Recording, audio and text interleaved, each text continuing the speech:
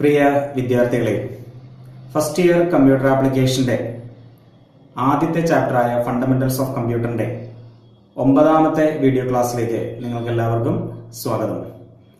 കഴിഞ്ഞ ദിവസം നമ്മൾ ഡാറ്റ റെപ്രസെന്റേഷൻ എന്നുള്ളൊരു ടോപ്പിക് തുടങ്ങി വെച്ചിരുന്നു അല്ലെ. ഡാറ്റ റെപ്രസെന്റേഷൻ എന്ന് പറയുമ്പോൾ കമ്പ്യൂട്ടറിൽ നമുക്ക് എല്ലാ ടൈപ്പ് ഓഫ് ഡാറ്റയും റെപ്രസെന്റ് ചെയ്യുന്നത് അതെങ്ങനെയാണ്, എത്തരത്തിലാണ്, അതിന്റെ മെത്തേഡുകൾ എന്തൊക്കെയാണ് തുടങ്ങിയ കാര്യങ്ങളൊക്കെയാണ് അതിൽ വരുന്നത്. ആ ഡാറ്റ റെപ്രസെന്റേഷനിൽ തന്നെ ആദ്യത്തെ ഒരു ടൈപ്പ് നമ്പറുകളെ എങ്ങനെ റെപ്രസെന്റ് ചെയ്യാം എന്നുള്ള ഒരു കാറ്റഗറി ആയിരുന്നു നമ്മൾ തുടങ്ങി വെച്ചത്. നമ്പർ തന്നെ 2 ടൈപ്പിലുണ്ടെന്ന് നമ്മൾ പറഞ്ഞിരുന്നു. ഏതൊക്കെയാണ്? ഇന്റിജർ ടൈപ്പ് നമ്പേഴ്സും ഫ്ലോട്ടിംഗ് പോയിന്റ് ടൈപ്പ് നമ്പേഴ്സും ഉണ്ടെന്ന് പറഞ്ഞിരുന്നു അല്ലെ. ഇന്റിജർ എന്ന് പറയുമ്പോൾ പൂർണ്ണമായ സംഖ്യകൾ, ഫ്രാക്ഷൻസ് ഒന്നും ഇല്ലാത്ത ടൈപ്പ് ഓഫ് നമ്പേഴ്സ്. ആ ഇന്റിജർ ടൈപ്പിൽ തന്നെ നമ്പേഴ്സിനെ റെപ്രസെന്റ് ചെയ്യാൻ 3 വ്യത്യസ്തമായ മെത്തേഡുകളെ കുറിച്ചാണ് നമ്മൾ കഴിഞ്ഞ ക്ലാസ്സിൽ പറഞ്ഞത് അല്ലെ. ഇന്റിജർ നമ്പേഴ്സിനെ റെപ്രസെന്റ് ചെയ്യാനുള്ള 3 മെത്തേഡുകളെ കുറിച്ച് പറഞ്ഞു. ഏതൊക്കെയാണ്? സൈൻ ആൻഡ് മാഗ്നിറ്റ്യൂഡ് റെപ്രസെന്റേഷൻ, പിന്നെ one's complement representation, then two's complement representation. എല്ലാവർക്കും ആ റെപ്രസെന്റേഷൻസ് ഒക്കെ എങ്ങനെയാണ് എന്ന് മനസ്സിലായി എന്ന് വിചാരിക്കുന്നു. ഇന്ന് നമ്മൾ തുടങ്ങാൻ പോകുന്നത് ഇന്റിജർ നമ്പേഴ്സിന്റെ റെപ്രസെന്റേഷനെ കുറിച്ച് നമ്മൾ പറഞ്ഞു. ഇനി അടുത്തത് നമ്പർ കാറ്റഗറിയിൽ തന്നെ പറയാനുള്ളത് ഫ്ലോട്ടിംഗ് പോയിന്റ് നമ്പേഴ്സിന്റെ റെപ്രസെന്റേഷനെ കുറിച്ചാണ് അല്ലെ. എന്താണ് ഫ്ലോട്ടിംഗ് പോയിന്റ് നമ്പേഴ്സ് എന്ന് പറഞ്ഞാൽ? ഫ്രാക്ഷണൽ പാർട്ട് വരുന്ന നമ്പേഴ്സിനെയാണ് നമ്മൾ ഫ്ലോട്ടിംഗ് പോയിന്റ് നമ്പേഴ്സ് എന്ന് പറയുക. അപ്പൊ അത്തരത്തിലുള്ള ഫ്ലോട്ടിംഗ് പോയിന്റ് നമ്പേഴ്സിന്റെ റെപ്രസെന്റേഷൻ എങ്ങനെയാണ് അത് റെപ്രസെന്റ് ചെയ്യുക എന്നുള്ള കാര്യമാണ് നമ്മൾ ഇന്ന് ആദ്യം മനസ്സിലാക്കാൻ പോകുന്നത്. ഓക്കെ, അപ്പൊ ഈ ഫ്ലോട്ടിംഗ് പോയിന്റ് റെപ്രസെന്റേഷന് നമ്മൾ ഉപയോഗിക്കുന്ന ഒരേ ഒരു മെത്തേഡിനെ കുറിച്ചേ നമ്മളിവിടെ പറയുന്നുള്ളൂ. ആ ഒരു മെത്തേഡിന്റെ പേരാണ് മാന്റിസ എക്സ്പൊണന്റ് റെപ്രസെന്റേഷൻ എന്ന് പറയുന്നത്. ശ്രദ്ധിക്കുക, മാന്റിസ എക്സ്പൊണന്റ് റെപ്രസെന്റേഷൻ. അപ്പൊ ആ ഒരു മെത്തേഡ് ഉപയോഗിച്ചുകൊണ്ടാണ് നമ്മൾ ഫ്ലോട്ടിംഗ് പോയിന്റ് നമ്പേഴ്സിനെ റെപ്രസെന്റ് ചെയ്യുക. ഓക്കെ, ഇനി ആ റെപ്രസെന്റേഷന്റെ രീതിയിലേക്ക് പോകുന്നതിന് മുമ്പ് നമ്മൾ ആദ്യം നമ്പറുകളുടെ ഒരു പ്രത്യേക രീതിയിലുള്ള ഒരു അറേഞ്ച്മെന്റ് അല്ലെങ്കിൽ ഒരു വേറെ തരത്തിലുള്ള റെപ്രസെന്റേഷനെ കുറിച്ച് മനസ്സിലാക്കേണ്ടതുണ്ട്. നമുക്ക് റിയൽ നമ്പേഴ്സിൽ ഏതൊരു ടൈപ്പ് ഓഫ് റിയൽ നമ്പറിനെ കിട്ടിക്കഴിഞ്ഞാലും നമുക്ക് അതിനെ വേണമെങ്കിൽ ഒരു ഫ്ലോട്ടിംഗ് പോയിന്റ് നൊട്ടേഷനിലേക്ക് മാറ്റാൻ സാധിക്കും. ഓക്കെ, ഏതൊരു റിയൽ നമ്പറിനെയും നമുക്ക് ഫ്ലോട്ടിംഗ് പോയിന്റ് നൊട്ടേഷനിലേക്ക് മാറ്റാൻ സാധിക്കും. ഈ ഫ്ലോട്ടിംഗ് പോയിന്റ് നൊട്ടേഷൻ എന്ന് പറയുന്നതിന്റെ പ്രത്യേകത എന്ന് പറയുന്നത് അതിന് പ്രധാനപ്പെട്ട 2 പാർട്ടുകളുണ്ട്.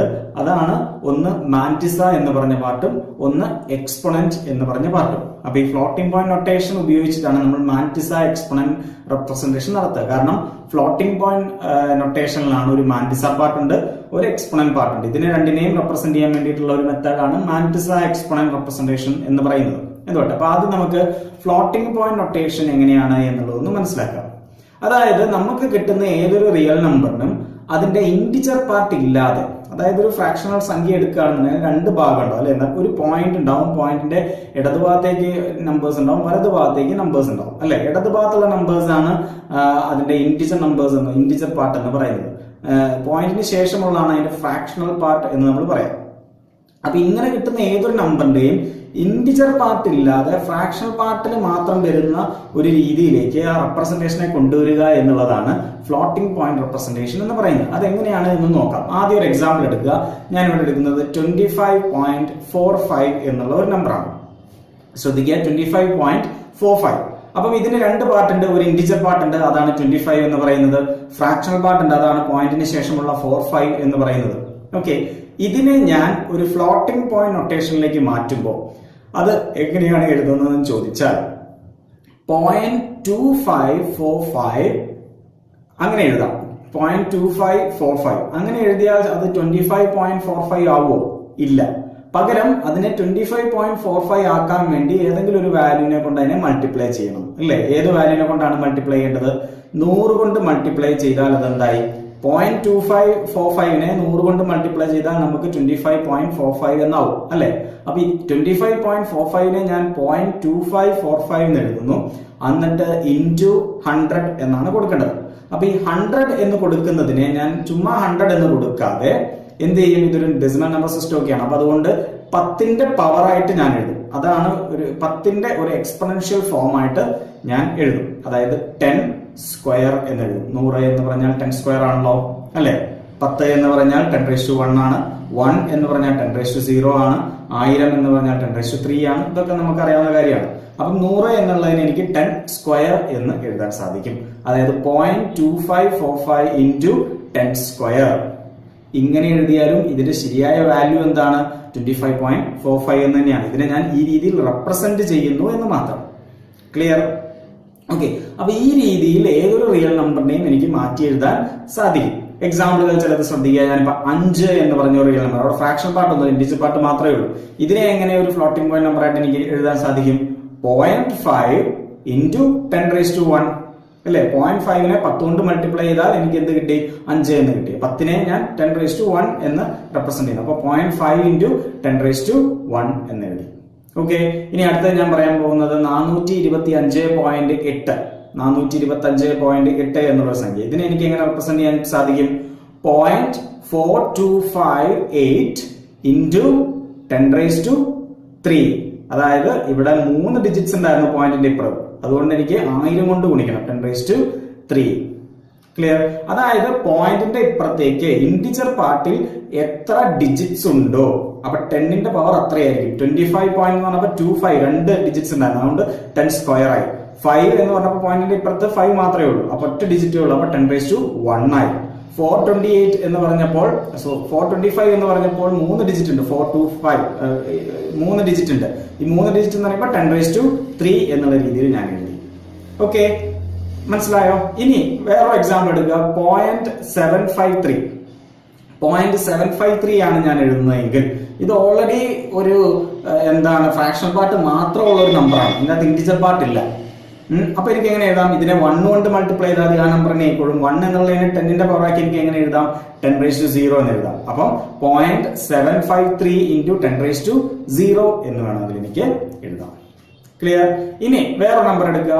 0.025. ഇതിനും ഫ്രാക്ഷണൽ പാർട്ട് മാത്രമേ ഉള്ളൂ, ഇൻഡിജർ പാർട്ട് ഇല്ല. 0.025. പക്ഷെ ഇവിടെ ശ്രദ്ധിക്കുക, പോയിന്റിന് ശേഷം 0 ആദ്യം വന്നിട്ടുണ്ട്. അപ്പൊ ആ 0യെ ഒന്ന് ഒഴിവാക്കാൻ വേണ്ടി എനിക്ക് ഇതിനെ ഇങ്ങനെ എഴുതാം, 0.25 എന്ന് എഴുതാം. പക്ഷെ അതിന്റെ ഫ്രണ്ടിൽ 0 വന്നിട്ടില്ല. അപ്പൊ അതിന് കുറച്ച് ഹരണമാണ് അടുത്തത്, 10 കൊണ്ട് ഹരിക്കുകയാണ് വേണ്ടത്. അപ്പൊ എന്ത് എഴുതാം? into 10⁻1 എന്ന് എഴുതാം. 0.0035 ആണ് എങ്കിൽ അതിനെ എങ്ങനെ എഴുതാം? 0.35 into 10⁻2 എന്ന് എഴുതാം. ഓക്കെ. അപ്പം ഫ്രാക്ഷണൽ പാർട്ടില് ആദ്യം തന്നെ എത്ര സീറോസ് വരുന്നോ അത്രയും മൈനസ് പവർ ആണ് 10ന് കൊടുക്കേണ്ടത്. ഓക്കെ. 0.025 എഴുതാൻ നേരത്ത് നമ്മൾ 0.25 into 10⁻2 ഒറ്റ 0 ആയിരുന്നുണ്ടായിരുന്നത്, അതുകൊണ്ട് -1 എന്ന് എഴുതി. 0.0035 എന്നുള്ളതിൽ 2 0 ഉണ്ട്. അപ്പൊ അതുകൊണ്ട് നമ്മൾ എന്ത് എഴുതി? 0.35 into 10⁻2 എന്ന് എഴുതി. ക്ലിയർ? അപ്പം ഇൻഡിജർ പാർട്ട് ഉണ്ട് എങ്കിൽ ഇൻഡിജർ പാർട്ടിൽ എത്ര ഡിജിറ്റ്സ് ഉണ്ടോ അതേ 10⁻2 അത്രയും നമ്പർ പവറാണ് വരിക. ഇനി ഫ്രാക്ഷണൽ പാർട്ടില് മാത്രമേ ഉള്ളൂ, അതിൽ ഫ്രാക്ഷണൽ പാർട്ടിന്റെ തുടക്കത്തിൽ 0 വെച്ചാണ് വരുന്നത് എങ്കിൽ നമ്മൾ എങ്ങനെ എഴുതും? ആ എത്ര 0 ഉണ്ടോ 10ന്റെ അത്രയും മൈനസ് പവർ ആയിട്ട് അത് എഴുതി കൊടുക്കും. ക്ലിയർ ആയി എന്ന് വിചാരിക്കുന്നു. ഇതാണ് ഫ്ലോട്ടിംഗ് പോയിന്റ് നൊട്ടേഷൻ എന്ന് പറയുന്നത്. ഇതിൽ ഞാനിപ്പം ഏതെങ്കിലും ഒരു നമ്പർ എടുക്കുന്നു, 0.2545 ആദ്യത്തെ നമ്പർ തന്നെ എടുക്കുക. 0.2545 into 10⁻2 എന്ന് എഴുതിയതിൽ 0.2545 എന്നുള്ള ആ വാല്യൂ ആണ് എന്റെ മാന്റിസ എന്ന് പറയുന്നത്. ഓക്കെ, ഇതൊരു ഫ്ലോട്ടിംഗ് പോയിന്റ് നൊട്ടേഷൻ ആണ്. അതിന്റെ അകത്ത് 0.2545 എന്നുള്ളതാണ് മാന്റിസ എന്ന് പറയുന്നത്. 10ന്റെ പവർ ആയിട്ട് ഞാനൊരു 2 കൊടുത്തിട്ടുണ്ട്. ആ 2 ആണ് എക്സ്പൊണന്റ് എന്ന് പറയുന്നത്. 10നെ നമ്മൾ അവിടെ പരിഗണിക്കുന്നില്ല. 10ന്റെ പവർ ആയിട്ട് കൊടുത്ത 2 ആണ് അവിടെ എക്സ്പൊണന്റ് എന്ന് പറയുന്നത്. ഓക്കെ, നമ്മൾ അവസാനം എടുത്ത 0.0035 എന്നുള്ള വാല്യൂവിന്റെ കാര്യത്തിൽ 35 എന്നുള്ളതാണ് എന്ത്? മാന്റിസ എന്ന് പറയുന്നത്. -2 എന്നുള്ളതാണ് എക്സ്പൊണന്റ് എന്ന് പറയുന്നത്. ഇവിടെ നമ്മൾ മാന്റിസ എക്സ്പൊണന്റ് മെത്തേഡിൽ നമ്മൾ ഈ പറഞ്ഞ 10 എന്നുള്ള വാല്യൂവിനെ റെപ്രസെന്റ് ചെയ്യുന്നില്ല. കാരണം എന്താണ്? 10 എന്നുള്ളത് ഏത് ഫ്ലോട്ടിംഗ് പോയിന്റ് നൊട്ടേഷനിലെയും കോമൺ വാല്യൂ ആണ്. ഞാൻ 10ന്റെ പവർ ഏതാണെന്ന് മാത്രം അറിഞ്ഞാൽ മതി. അപ്പൊ ആ പവർ വാല്യൂ കിട്ടിയാൽ അത് 10ന്റെ പവർ ആണ് എന്ന് അത് ഒബ്വിയസ് ആണ്, നമുക്ക് വ്യക്തമായിട്ടുള്ള കാര്യമാണ്. അതിന് വേറെ ഒരു ചിന്തിക്കേണ്ട ആവശ്യമൊന്നുമില്ല. അപ്പൊ മാന്റിസ എക്സ്പൊണന്റ് മെത്തേഡിൽ നമുക്ക് ഈ രീതിയിൽ എഴുതി കഴിഞ്ഞാൽ ഇവിടെ 3 കാറ്റഗറി ഓഫ് നമ്പേഴ്സ് ഉണ്ട് അല്ലെ? ഒരു മാന്റിസ പാർട്ട് ഉണ്ട്, ഒരു 10 എന്ന് പറഞ്ഞ വാല്യൂ ഉണ്ട്, പിന്നെ അതിന്റെ ഒരു എക്സ്പൊണന്റ് വാല്യൂ ഉണ്ട്. അതിൽ 10 എന്നുള്ളത് എല്ലാത്തിനും കോമൺ ആയിട്ടുള്ള ആയതുകൊണ്ട് നമ്മൾ മാന്റിസ പാർട്ടും എക്സ്പൊണന്റ് പാർട്ടും മാത്രമാണ് റെപ്രസെന്റ് ചെയ്യുക. ക്ലിയർ? അപ്പൊ അങ്ങനെ മാന്റിസ പാർട്ടിനെയും എക്സ്പൊണന്റ് പാർട്ടിനെയും ഉപയോഗിച്ച് റെപ്രസെന്റ് ചെയ്യുന്ന മെത്തേഡിനെയാണ് നമ്മൾ മാന്റിസ എക്സ്പൊണന്റ് റെപ്രസെന്റേഷൻ എന്ന് പറയുക. ഇനി ആ മാന്റിസ എക്സ്പൊണന്റ് റെപ്രസെന്റേഷനിലേക്ക് വരുമ്പോൾ മാന്റിസ എക്സ്പോണന്റ് റെപ്രസെന്റേഷൻ എന്ന് പറയുന്നത് ഒരു 32 ബിറ്റ് റെപ്രസെന്റേഷൻ ആണ്. 32 ബിറ്റുകൾ ഉപയോഗിച്ചാണ് ഇത് റെപ്രസെന്റ് ചെയ്യുന്നത്. നമ്മൾ സൈൻ മാഗ്നിറ്റ്യൂഡ് ഒക്കെ 8 പറഞ്ഞു, അതിൽ 1 സൈൻ ആണ്, മറ്റേത് 7 മാഗ്നിറ്റ്യൂഡിന് വേണ്ടിയിട്ടാണ്. പിന്നെ 1's കോംപ്ലിമെന്റ് 2's കോംപ്ലിമെന്റ് ഒക്കെ 8 ബിറ്റ് റെപ്രസെന്റേഷൻ ആണെന്ന് പറഞ്ഞു. മാന്റിസ എക്സ്പോണന്റ് മെത്തേഡ് എന്ന് പറയുമ്പോൾ അത് 32 ബിറ്റ് റെപ്രസെന്റേഷൻ ആണ്. ഇനി അതിൽ തന്നെ 32-ലെ 24 ബിറ്റുകൾ, ആദ്യത്തെ 24 ബിറ്റുകൾ മാന്റിസ പാർട്ടിനെ റെപ്രസെന്റ് ചെയ്യാൻ വേണ്ടിയിട്ടും ബാക്കിയുള്ള 8 ബിറ്റുകൾ എക്സ്പോണൻഷ്യൽ പാർട്ടിനെ റെപ്രസെന്റ് ചെയ്യാൻ വേണ്ടിയിട്ടുമാണ്. ഓക്കെ, ടോട്ടൽ 32 ആണ്. അതിൽ ആദ്യത്തെ 24 മാന്റിസ പാർട്ടിനെ റെപ്രസെന്റ് ചെയ്യാനും ബാക്കി 8 എക്സ്പോണൻഷ്യൽ പാർട്ടിനെ റെപ്രസെന്റ് ചെയ്യാനുമാണ്. ഇനി ഈ മാന്റിസ പാർട്ടിന് തന്നെ വേണമെങ്കിൽ അതൊരു പോസിറ്റീവ് വാല്യൂ ആവാം, നെഗറ്റീവ് വാല്യൂ ആവാം, അല്ലെ? അതുകൊണ്ട് ആ 24 മാന്റിസയ്ക്ക് റെപ്രസെന്റ് ചെയ്യാനുള്ള 24 ബിറ്റിൽ ആദ്യത്തെ ബിറ്റിനെ സൈനിനെ റെപ്രസെന്റ് ചെയ്യാൻ വേണ്ടി നമ്മൾ കൊടുക്കും. സൈൻ മാഗ്നിറ്റ്യൂഡിൽ പറഞ്ഞ അതേപോലെ തന്നെ പോസിറ്റീവ് ആണെങ്കിൽ 0, നെഗറ്റീവ് ആണെങ്കിൽ 1, അങ്ങനെ തന്നെയാണ് അത് പരിഗണിക്കുന്നത്. അപ്പം ആദ്യത്തെ ബിറ്റ് അത് പോസിറ്റീവ് ആണോ നെഗറ്റീവ് ആണോ എന്ന് കാണിക്കാനുള്ള സൈനിന് വേണ്ടിയിട്ടും ബാക്കി 23 മാന്റിസയുടെ വാല്യൂവിനെ റെപ്രസെന്റ് ചെയ്യാൻ വേണ്ടിയും ഉപയോഗിക്കും.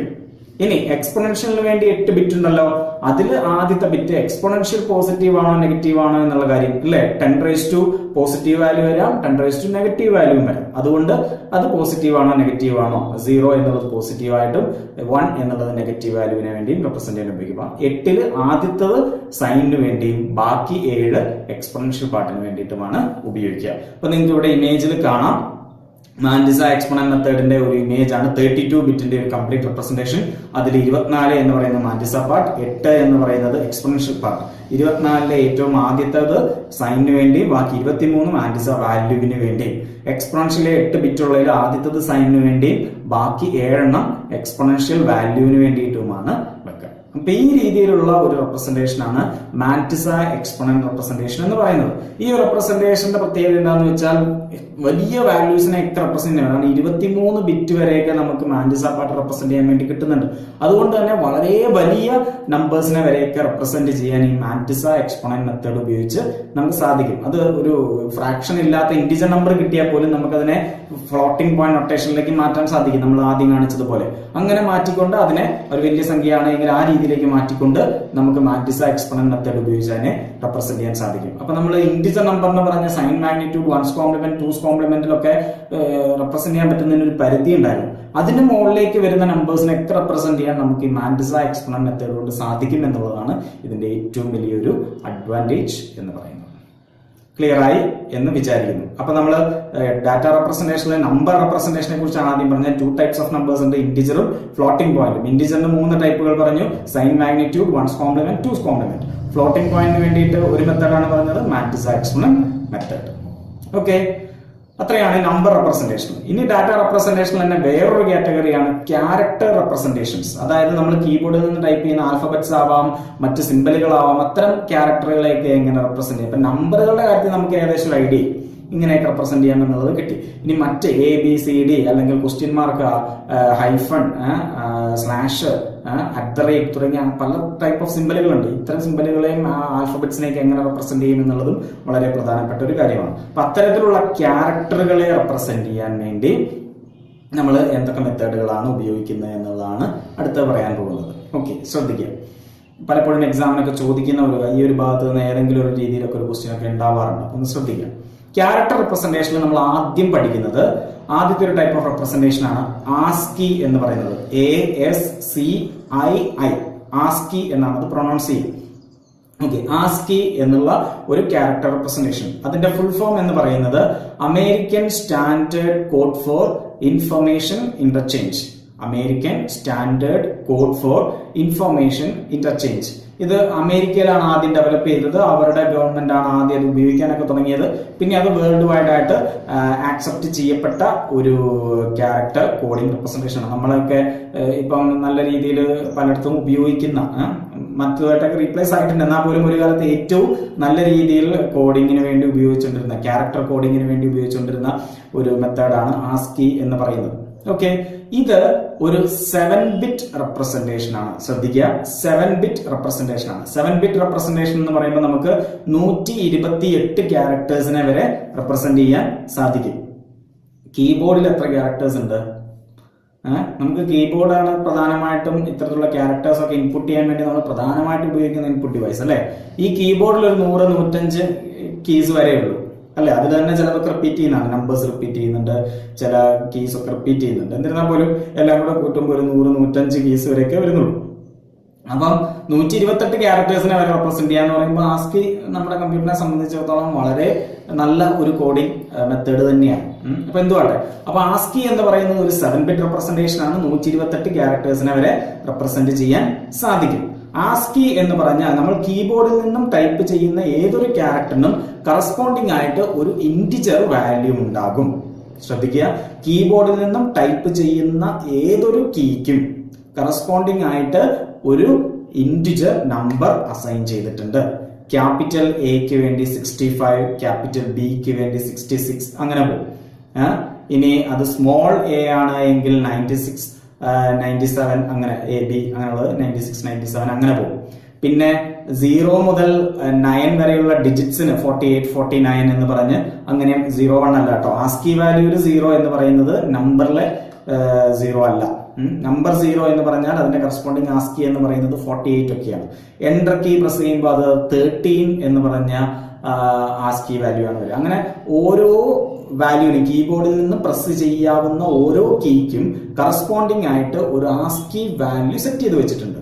ഞാനിപ്പോ പറഞ്ഞ ക്യാപിറ്റൽ എ എന്ന് ടൈപ്പ് ചെയ്താൽ അതിന്റെ ആസ്കി വാല്യൂ എന്ന് പറയുന്നത് 65 ആണ്. അപ്പൊ ആസ്കി മെത്തേഡ് ഉപയോഗിക്കുന്ന ഒരു കമ്പ്യൂട്ടർ നമ്മൾ എ എന്ന് പ്രസ് ചെയ്താൽ അത് റീഡ് ചെയ്യുന്നത് 65 എന്നാണ്. ഇനി ആ 65നെ ബൈനറിയിലേക്ക് മാറ്റും. നമുക്കറിയാലോ, ഒരു ഡെസിമൽ സംഖ്യയായ 65 കിട്ടിക്കഴിഞ്ഞാൽ ബൈനറിയിലേക്ക് എങ്ങനെ മാറ്റാമെന്നത് നമ്മൾ പഠിച്ചിട്ടുണ്ട് അല്ലെ. അപ്പൊ ആ 65നെ അത് ബൈനറിയിലേക്ക് കൺവേർട്ട് ചെയ്തിട്ടാണ് അത് മെമ്മറിയിൽ സൂക്ഷിക്കുക. ഓക്കെ, അപ്പം എ ബി സി ഡി എന്നൊക്കെ പറഞ്ഞ ക്യാരക്ടേഴ്സിനെ അതുപോലെ തന്നെ ബൈനറിയിലേക്ക് കൺവേർട്ട് ചെയ്യുക എന്നുള്ളത് പോസിബിൾ ആയിട്ടുള്ള കാര്യമല്ല. അതുകൊണ്ട് അതിനെല്ലാം കറസ്പോണ്ടിങ് ആയിട്ട് ഒരു ഇന്റിജർ വാല്യൂ സെറ്റ് ചെയ്തിട്ടുണ്ട്. അത്തരം വാല്യൂസിനെയാണ് നമ്മൾ ആസ്കി വാല്യൂസ് എന്ന് പറയുക. ഈ ആസ്കി വാല്യൂവിനെയാണ് നമ്മൾ ബൈനറിയിലേക്ക് കൺവേർട്ട് ചെയ്ത് ഉപയോഗിക്കുക. ഓക്കെ, അപ്പൊ മനസ്സിലാക്കുക, ഇത്തരത്തിലുള്ള ഓരോ ക്യാരക്ടേഴ്സിനെയും നമുക്ക് ഡയറക്റ്റ് ആയിട്ട് ബൈനറിയിലേക്ക് കൺവേർട്ട് ചെയ്യാൻ പറ്റാത്തത് കൊണ്ട് അതിനൊക്കെ ഓരോ ആസ്കി നമ്പർ കൊടുത്തിട്ടുണ്ട്. ഈ ആസ്കി നമ്പറിനെയാണ് നമ്മൾ ബൈനറിയിലേക്ക് കൺവേർട്ട് ചെയ്ത് സ്റ്റോർ ചെയ്യുക എന്നർത്ഥം. അപ്പം 7-bit റെപ്രസെന്റേഷന് പറ്റുന്ന രീതിയിലുള്ള ആസ്കി വാല്യൂസ് ആണ് കൊടുത്തിട്ടുള്ളത്. ആ രീതിയിൽ നമുക്ക് കുറച്ചുകൂടെ എളുപ്പത്തിൽ ഹാൻഡിൽ ചെയ്യാൻ പറ്റുന്ന ഒരു സംഭവമാണ്. അപ്പൊ യുണീക്ക് ആയിട്ട് ഓരോ ക്യാരക്ടേഴ്സിനും ഓരോ നമ്പർ കൊടുത്തിട്ടുണ്ട് എന്നുള്ളതാണ് ഇതിന്റെ പ്രത്യേകത എന്ന് പറയുന്നത്. ഒരു ലേറ്റസ്റ്റ് വേർഷൻ ഓഫ് ആസ്കി ഉണ്ട്, അതാണ് ആസ്കി 8 എന്ന് പറയുന്നത്. ആസ്കി 8 എന്ന് പറഞ്ഞാൽ എക്സ്റ്റെൻഡഡ് ആസ്കി എന്നും അതിന് പറയാറുണ്ട്. ആസ്കി 8 അല്ലെങ്കിൽ എക്സ്റ്റെൻഡഡ് ആസ്കി.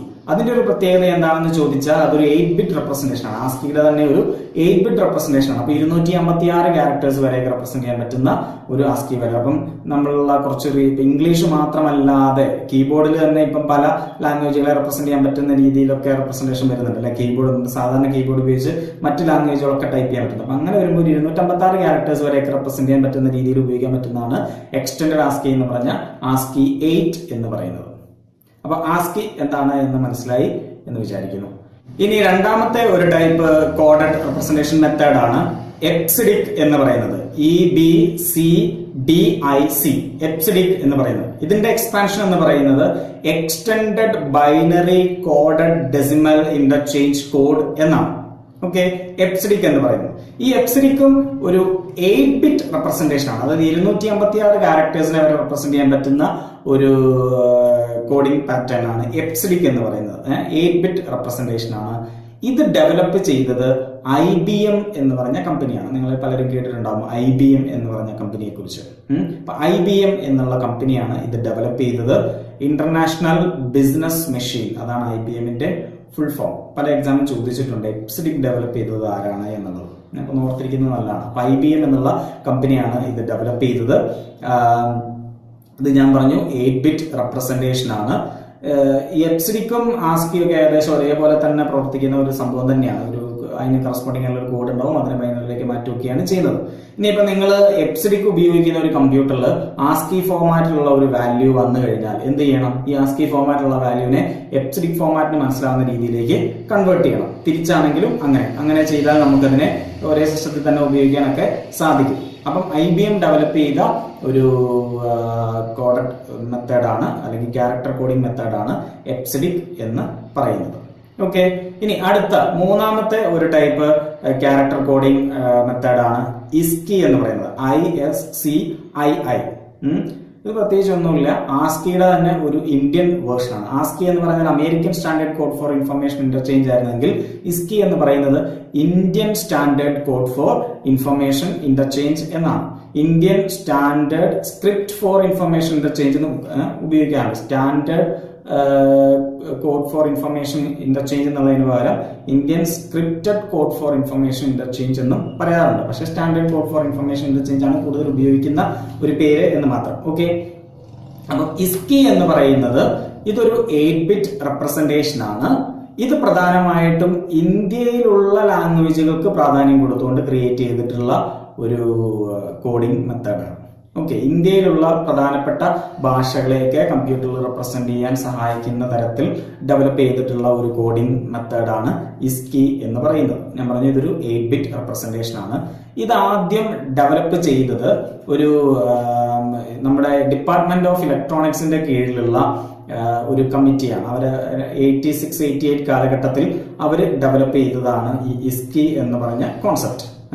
പിന്നീട് അത് BIS അതിന്റെ നേതൃത്വം ഏറ്റെടുത്തു. BIS നിങ്ങൾ കേട്ടിട്ടുണ്ടാവും, ഈ പല പ്രോഡക്റ്റിനും കൊടുത്തിട്ടുണ്ടാവും. BIS ഹോൾ മാർക്കിംഗ് എന്ന് കേട്ടിട്ടുണ്ടാവും. ബ്യൂറോ ഓഫ് ഇന്ത്യൻ സ്റ്റാൻഡേർഡ്സ്, അതാണ് BIS എന്ന് പറയുന്നത്. അപ്പം bureau of Indian standards BIS പിന്നീട് ഈ പറഞ്ഞ ഇസ്കി എന്ന് പറഞ്ഞ കോഡിംഗ് മെത്തേഡിന്റെ കാര്യങ്ങൾ ഇപ്പൊ അവരുടെ നേതൃത്വത്തിലാണ് ആ കാര്യം നടക്കുന്നത് എന്ന് മാത്രം. ഓക്കെ, അതാണ് ഇസ്കി എന്ന് പറഞ്ഞ കോഡിംഗ് മെത്തേഡ്. ഇനി നാലാമത്തെ ഒരു കോഡിംഗ് മെത്തേഡാണ്, സോറി ഇസ്കിയുടെ കാര്യത്തിൽ വേറെ ഒന്നുകൂടെ, ഇപ്പൊ അങ്ങനെ കൂടുതലായിട്ട് ഇസ്കി ഒന്നും ഉപയോഗിക്കുന്നില്ല.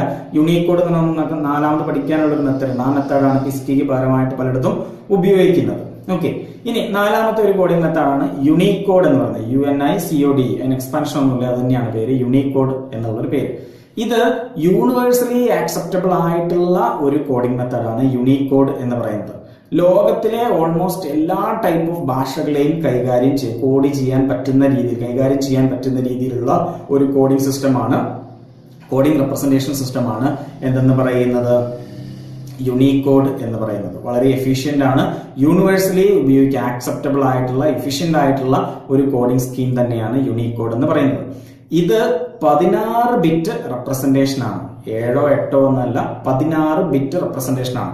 16 ബിറ്റ് എന്ന് പറയുമ്പോൾ തന്നെ അത് 65,536 ക്യാരക്ടേഴ്സിനെ റെപ്രസെന്റ് ചെയ്യാൻ സാധിക്കും. ശ്രദ്ധിക്കുക, 65,536 അത്രയും ക്യാരക്ടേഴ്സിനെ വരെ റെപ്രസെന്റ് ചെയ്യാൻ സാധിക്കുന്നതാണ് യൂണിക്കോഡ് എന്ന് പറയുന്നത്.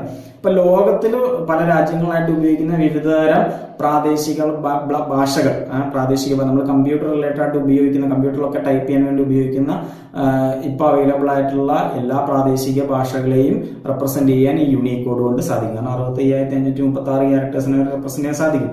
ഇപ്പൊ ലേറ്റസ്റ്റ് ആയിട്ട് 16 ബിറ്റ് ഒന്നല്ല, അതിന് മുകളിലേക്കുള്ള 32 24 ബിറ്റ് 32 ബിറ്റ് റേഞ്ചിലേക്കൊക്കെ യൂണിക്കോഡ് ഡെവലപ്പ് ആയിട്ട് വരുന്നുമുണ്ട്. ഓക്കെ, ഈ യൂണിക്കോഡിന്റെ ആദ്യത്തെ വേർഷൻ 1.0.0 എന്നുള്ളൊരു വേർഷൻ അത് 1991-ലാണ്, 1991-ലാണ് ഇത് ആദ്യമായിട്ട് ഡെവലപ്പ് ചെയ്ത് പബ്ലിഷ് ചെയ്യുന്നത്. ഓക്കെ, അതാണ് യൂണിക്കോഡിന്റെ പ്രത്യേകത. ഇന്ന് വേൾഡ് വൈഡ് ആയിട്ട് ഉപയോഗിക്കുന്ന ഒരു കോഡിംഗ് സ്കീം തന്നെയാണ് എന്തെന്ന് പറയുന്നത് യൂണിക്കോഡ് എന്ന് പറയുന്നത്. അപ്പൊ ഈ 4 ക്യാരക്ടർ കോഡിംഗ് മെത്തേഡുകളാണ് നമുക്ക് പഠിക്കാനുള്ളത്: ആസ്കി, എപ്സിഡിക്, ഇസ്കി, യൂണിക്കോഡ്.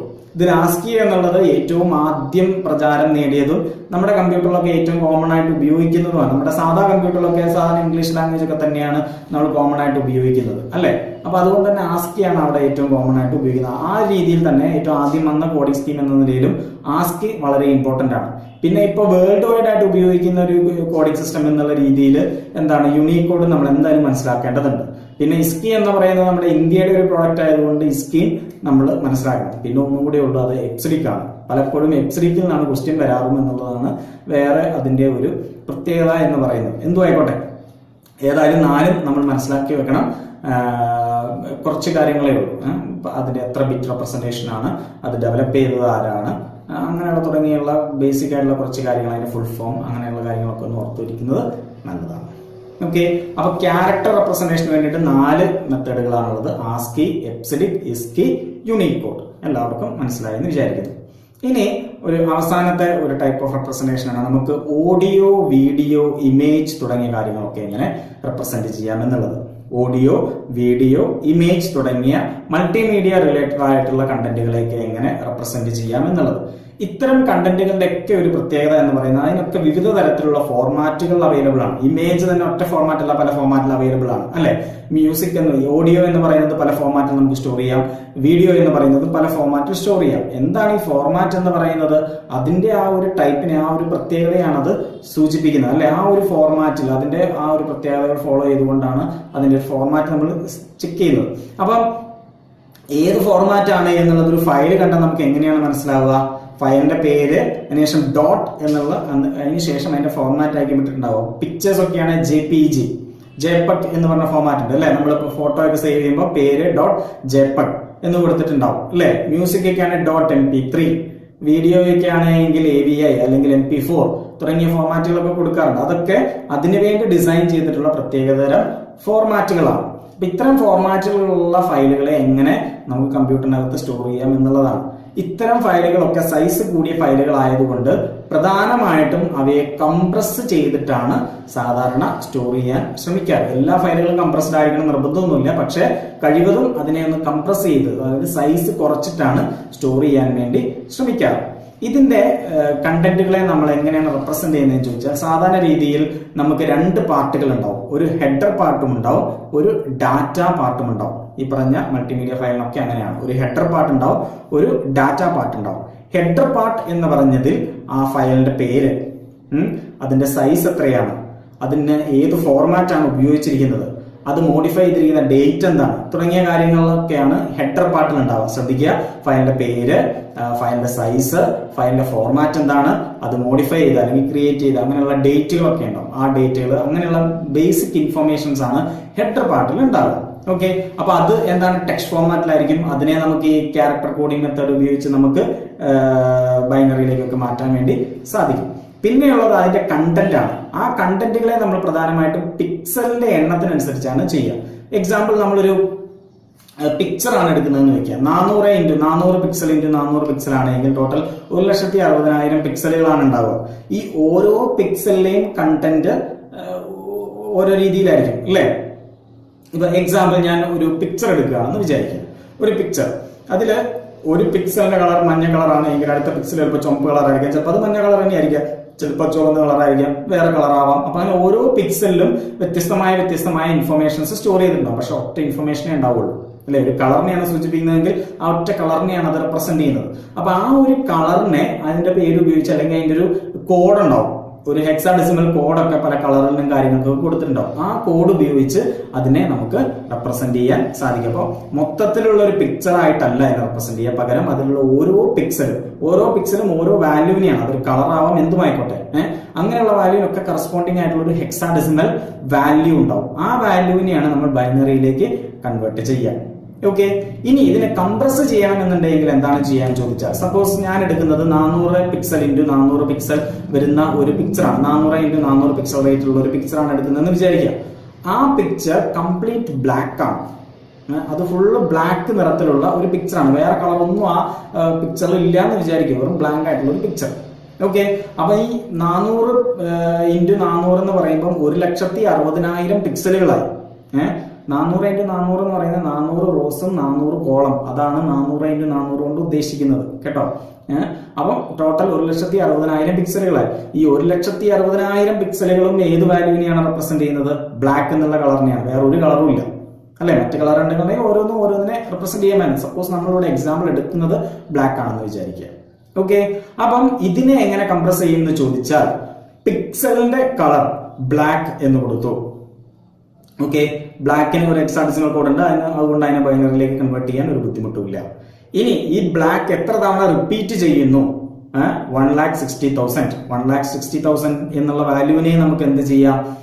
ബൈനറിയിലേക്ക് കൺവേർട്ട് ചെയ്യാൻ ബുദ്ധിമുട്ടൊന്നുമില്ല. അപ്പൊ ബ്ലാക്ക് എന്നുള്ള കളർ 1,60,000 ടൈംസ് അത് റിപ്പീറ്റ് ചെയ്യുന്നു. അപ്പൊ 2 വാല്യൂ കൊണ്ട് ഈ 1,60,000 പിക്സലുകളെ നമ്മൾ റെപ്രസെന്റ് ചെയ്തു. അങ്ങനെയാണ് ഇതിനെ കംപ്രസ് ചെയ്യുന്നത്, സൈസിനെ കംപ്രസ് ചെയ്യുന്നത്. അതിൽ 1,60,000 പിക്സലുകളെ കുറിച്ചുമുള്ള ഇൻഫർമേഷൻ കമ്പ്യൂട്ടർ മെമ്മറിയിൽ സ്റ്റോർ ചെയ്യുന്നതിന് പകരം 2 ഇൻഫർമേഷൻ സ്റ്റോർ ചെയ്യുന്നു. ബ്ലാക്ക് എന്നുള്ള കളറിനെ കുറിച്ചും 1,60,000 തവണ അത് റിപ്പീറ്റ് ചെയ്യുന്നു എന്നുള്ള കാര്യത്തെ കുറിച്ചും അത് സ്റ്റോർ ചെയ്യും. ഇനി മറ്റ് കളറുകളൊക്കെ ഉള്ള പിക്ചറുകളാണ് എങ്കിൽ അവിടേക്ക് എടുക്കും. വൈറ്റ് ഇത്ര തവണ, യെല്ലോ ഇത്ര തവണ, ഗ്രീൻ ഇത്ര തവണ എന്ന് പറഞ്ഞ് അതിനെ നമുക്ക് റെപ്രസെന്റ് ചെയ്യാൻ സാധിക്കും. അപ്പൊ മൊത്തം എത്ര പിക്സൽ ഉണ്ടോ അത്രയും പിക്സലുകളെ റെപ്രസെന്റ് ചെയ്യുന്നതിന് പകരം അതിന്റെ നമ്പർ നമുക്ക് കുറച്ച് കൊണ്ടുവരാൻ സാധിക്കും. ഈ രീതിയിലാണ് കംപ്രഷൻ എന്നുള്ള ഒരു പ്രോസസ്സിംഗ് പലപ്പോഴും നടക്കുന്നത്.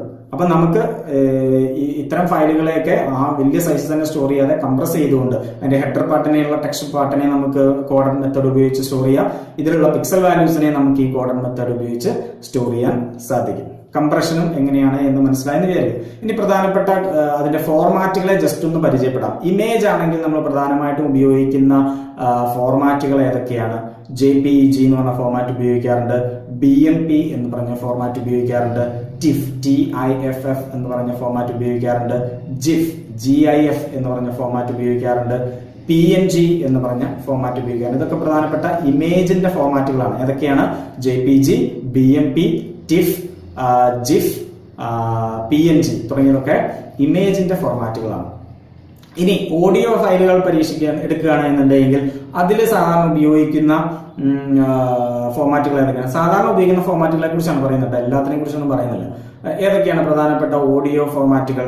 MP3 എന്ന് പറഞ്ഞ ഫോർമാറ്റ് നമ്മൾ ഉപയോഗിക്കാറുണ്ട്, WAV എന്ന് പറഞ്ഞ ഫോർമാറ്റ് നമ്മൾ ഉപയോഗിക്കാറുണ്ട്, MIDI എന്ന് പറഞ്ഞ ഫോർമാറ്റ് ഉപയോഗിക്കാറുണ്ട്, AIFF എന്ന് പറഞ്ഞ ഒരു ഫോർമാറ്റ് ഉപയോഗിക്കാറുണ്ട്. ഇതൊക്കെ ഓരോന്നിനും അതിൻ്റെതായ പ്രത്യേകതകളുണ്ട്. അതിന്റെ എക്സ്പ്ലനേഷനിലേക്കൊന്നും ഞാൻ പോകുന്നില്ല, അത്ര ഡീറ്റെയിൽ ആയിട്ടൊന്നും നമുക്കത് പറയാനില്ല.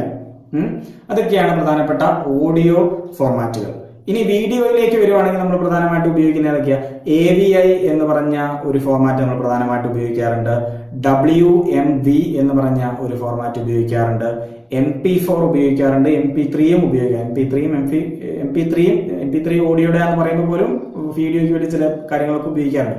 MP3 അല്ലെങ്കിൽ പ്രധാനമായിട്ടും MP4 ഉപയോഗിക്കുന്നുണ്ട്. JPEG2 പിക്ചറിന് ഉപയോഗിക്കുന്ന JPEGന്റെ ഒരു എക്സ്റ്റൻഡഡ് വേർഷൻ ഉണ്ട് വീഡിയോയ്ക്ക് വേണ്ടിയിട്ടുള്ള, അതാണ് JPEG2 എന്ന് പറഞ്ഞ ഫോർമാറ്റ്. അതും ഇതിനൊക്കെ വേണ്ടി വീഡിയോയ്ക്ക് വേണ്ടി ഉപയോഗിക്കുന്നതാണ്. അപ്പൊ ഇതൊക്കെ പ്രധാനപ്പെട്ട ഫോർമാറ്റുകളാണ്. ജസ്റ്റ് ഒന്ന് ഓർത്തിരിക്കുക. ചിലപ്പോൾ എക്സാമിനെങ്ങാനും 1 വേർഡിനൊക്കെ ചോദിച്ചാൽ ഈ ഫോർമാറ്റുകൾ ഏതൊക്കെ, ഏതിനു വേണ്ടി, ഇമേജിന് വേണ്ടിയിട്ടുള്ളത്, ഓഡിയോയ്ക്ക് വേണ്ടിയിട്ടുള്ളത്, വീഡിയോയ്ക്ക് വേണ്ടിയിട്ടുള്ളത് എന്നുള്ളതിനെ കുറിച്ച് ചെറിയൊരു ഐഡിയ മനസ്സിലുണ്ടാവുന്നത് നല്ലതാണ്. ഓക്കെ, അപ്പൊ ഇന്ന് ഇത്രയും ക്ലാസ്സുകളാണ് പറഞ്ഞത്. നമ്മൾ പ്രധാനമായിട്ടും ഡാറ്റ റെപ്രസെന്റേഷനെ കുറിച്ചാണ് കഴിഞ്ഞ ക്ലാസ്സിൽ മുതൽ പറഞ്ഞു വന്നത്. ഡാറ്റ റെപ്രസെന്റേഷനെ നമ്മൾ പ്രധാനമായിട്ടും 3 രീതിയിലാണ് പറഞ്ഞു വന്നത്. ഒന്ന്, നമ്പറുകളെ എങ്ങനെ റെപ്രസെന്റ് ചെയ്യാം, 2 ക്യാരക്ടറുകളെ എങ്ങനെ റെപ്രസെന്റ് ചെയ്യാം, മൂന്നാമത്തത് ഇമേജ്, ഓഡിയോ, വീഡിയോ തുടങ്ങിയ കാര്യങ്ങളെ എങ്ങനെ റെപ്രസെന്റ് ചെയ്യാം എന്നുള്ളതാണ് പറഞ്ഞു വന്നത്. അതിൽ നമ്പേഴ്സിന്റെ റെപ്രസെന്റേഷനിൽ 2 ടൈപ്പ് ഓഫ് നമ്പേഴ്സ് ഉണ്ട്, ഇന്റിജറും ഫ്ലോട്ടിംഗ് പോയിന്റും. ഇന്റിജറിന് വേണ്ടി 3 മെത്തേഡ് ഉണ്ട്, sign magnitude, 1's complement, 2's complement. Floating പോയിന്റിന് വേണ്ടി ഒരു മെത്തേഡാണ് പറഞ്ഞത്, അത് മാന്റിസ എക്സ്പൊണന്റ് മെത്തേഡാണ്. പിന്നെ ക്യാരക്ടർ റെപ്രസെന്റേഷന് വേണ്ടി 4 മെത്തേഡുകളാണ് പറഞ്ഞത്, ആസ്കി, എപ്സിഡിക്, ഇസ്കി, യൂണിക്കോഡ്. പിന്നെ ഓഡിയോ, വീഡിയോ, ഇമേജ് തുടങ്ങിയ കാര്യങ്ങൾ എങ്ങനെ റെപ്രസെന്റ് ചെയ്യാം, അതിന്റെ ഹെഡർ പാർട്ട്, ഡാറ്റ പാർട്ട് എന്നുള്ള 2 പാർട്ടുണ്ട്, പിക്സലുകളെയൊക്കെ അങ്ങനെ റെപ്രസെന്റ് ചെയ്യാം. പിന്നെ കംപ്രസ് ചെയ്യുന്നത് എങ്ങനെയാണ്, ഇമേജിനും ഓഡിയോയ്ക്കും വീഡിയോയ്ക്കും ഉപയോഗിക്കുന്ന പ്രധാനപ്പെട്ട ഫോർമാറ്റുകൾ ഏതൊക്കെയാണ് തുടങ്ങിയ കാര്യങ്ങളൊക്കെ നമ്മൾ പറഞ്ഞിരുന്നു. അപ്പൊ അത്തരം കാര്യങ്ങളൊക്കെ നിങ്ങൾക്ക് മനസ്സിലായെന്ന് വിചാരിക്കുന്നു. ഈ ചാപ്റ്റർ ഇവിടെ കൊണ്ട് അവസാനിക്കുകയാണ്. 1ാമത്തെ ചാപ്റ്റർ ഇവിടെ കൊണ്ട് കഴിയുകയാണ്. നിങ്ങൾക്ക് എല്ലാ കാര്യങ്ങളും മനസ്സിലായെന്ന് വിചാരിക്കുന്നു. ഇതിന്റെ കൂടെ തന്ന നോട്ട്സുകളും കാര്യങ്ങളൊക്കെ നിങ്ങൾ എഴുതിയെന്ന് വിചാരിക്കുന്നു. വേറെ ഒരു PDF ഫോർമാറ്റിലുള്ള നോട്ട് കൂടെ തരാം. നിങ്ങൾ ഏതെങ്കിലും കംപ്ലീറ്റ് ചെയ്യാത്തതുണ്ടെങ്കിൽ അത് നോക്കി കംപ്ലീറ്റ് ചെയ്യുക. ഏതെങ്കിലും ഭാഗങ്ങൾ നിങ്ങൾക്ക് ഇനിയും ആവശ്യമുണ്ടെങ്കിൽ ചോദിക്കുക, നോട്ടുകളായിട്ട് വേണമെങ്കിൽ അങ്ങനെ തരാം. ഏതെങ്കിലും മനസ്സിലാവാത്ത കാര്യങ്ങളുണ്ടെങ്കിൽ ചോദിച്ചാൽ അത് ക്ലിയർ ചെയ്ത് തരുന്നതാണ്. അപ്പം ഇനി അടുത്ത വീഡിയോയിൽ കാണുന്നത് വരെ നിങ്ങൾക്ക് എല്ലാവർക്കും ഗുഡ് ബൈ.